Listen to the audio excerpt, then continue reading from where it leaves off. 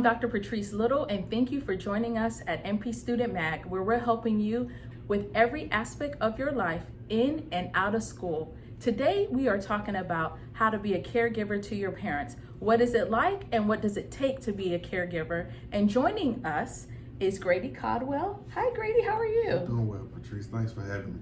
Can you tell us a little bit about your company that focuses on caregivers? Okay, well, I own Perennial Angels Homecare, and just a quick backdrop to that company. Back in May 2018, this whole company was developed from a simple conversation that we had over family dinner. My mom had announced to my sisters and I that she had been diagnosed with Alzheimer's. So one of the things that, it kind of struck me and took me to heart, my sisters and I, we immediately began kind of processing, what it's going to take to take care of our mother as she got older. And my older sister, she's the deputy CIO of Atlanta, so she's extremely busy.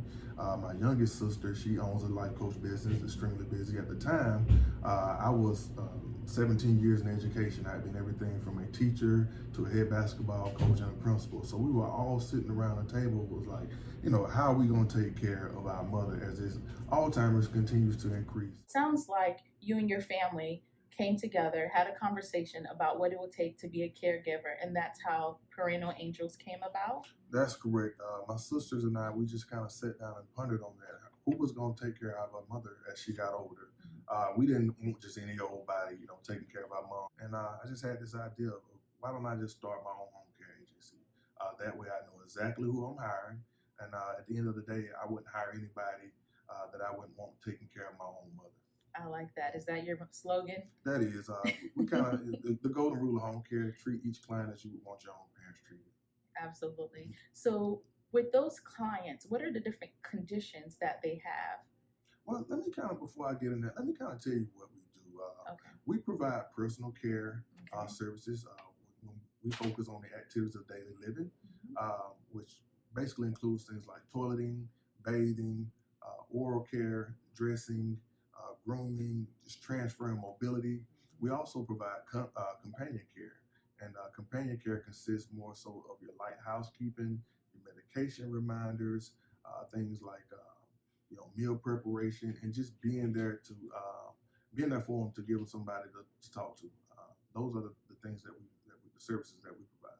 I like how you mentioned that sometimes people just need a companion and may not necessarily need the care. Mm-hmm. So with that, would you describe those people as our baby boomers? Yeah, exactly. They're exactly our baby boomers. When you think about it, the baby boomers, their children, what are they doing? They're busy at work. They're raising their own family. A lot of times they're at home alone with no one to talk to. So our services and the companion care services side provides that person for them to be able to talk to. Now, what are some myths about the baby boomers? Because you mentioned that sometimes they do need companion, but have you noticed that some of them are a little bit active than others? Well, I have, but let's just face it, man. People are living longer and longer. Okay. And I think one of the things that you find out is that people are afraid that they're going to outlive their money.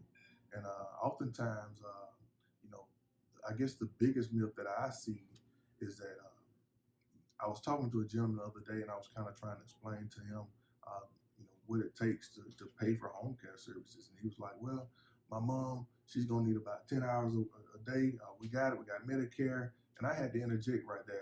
The biggest myth is that Medicare pays for non-medical home care. And the truth is it doesn't. And I think people get that term Medicare mixed with Medicaid, which is another government type program that does cover non-medical home care. So I think, again, the biggest myth is just making sure that, the government is not going to necessarily be there to take care of your mother as it relates to your parent, as it relates to getting the home care services that they need. And because there's not enough funding to support them during that period, are there any type of resources that are out there that you would recommend people to look into? Well, honestly, I think planning ahead is very important. I think if you have an aging parent, I think it's very important that you go ahead and start the planning process to, what you're going to do to take care of her as that parent gets older. Some resources out there. I would highly suggest maybe talking to an elder attorney that's abreast to Medicaid rules and procedures. There's some strategies that they can help you put in place to maybe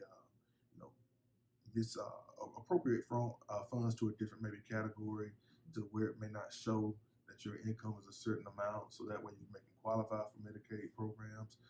Just some tricks, trades, and strategies they can probably help you with as you prepare as you get older.